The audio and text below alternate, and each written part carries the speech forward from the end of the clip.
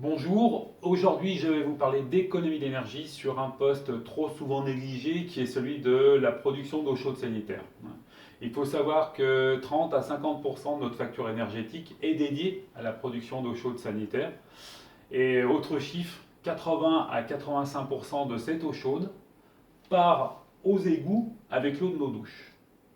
Alors pour faire des économies d'énergie, pour ma part, plutôt que d'investir dans un système assez onéreux qui est un ballon thermodynamique qui va générer de la consommation électrique, de l'entretien et qui est quasiment impossible à amortir, j'ai fait le choix, moi, d'un récupérateur d'énergie vertical de chez Gaia Green, très facile à installer et qui présente en outre le double avantage d'une efficacité accrue, jusqu'à 63% pour cet appareil, 63% d'efficacité énergétique, et qui est la solution la moins onéreuse pour faire de la récupération d'énergie, ce qui fait que ça va être relativement rapide à amortir, puisque le retour sur investissement est estimé à 3 ans pour une famille de 4 personnes. Voilà. Nous allons voir comment tout ça fonctionne.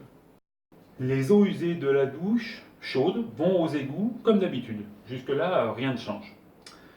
Par contre, grâce au récupérateur, on va préchauffer l'eau froide, 1 qui va au mitigeur, 2 qui va au chauffe-eau, ce qui fait que l'intégralité de l'eau consommée par la douche est préchauffée par les rejets. Vous avez pu le constater, le principe de fonctionnement est simplissime, comme beaucoup d'inventions géniales d'ailleurs. Côté efficacité, je pourrais poser la main dessus et vous promettre que le système est diaboliquement efficace. Vous ne seriez pas obligé de me croire. Non, non. Il existe d'autres façons de le vérifier, on va le voir. On pourrait par exemple faire l'usage d'une caméra thermique. C'est assez parlant. Pour quantifier la récupération d'énergie faite, j'ai mis en place un compteur énergétique étalonné, qui sera beaucoup plus factuel pour attester des performances du système.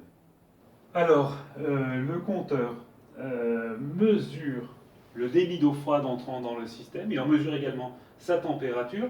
Une fois la récupération d'énergie faite, il en mesure sa température, donc en sortie d'échangeur. Il analyse tous ces éléments pour en déduire la puissance récupérée. Voilà. Un petit exemple avec une série de mesures.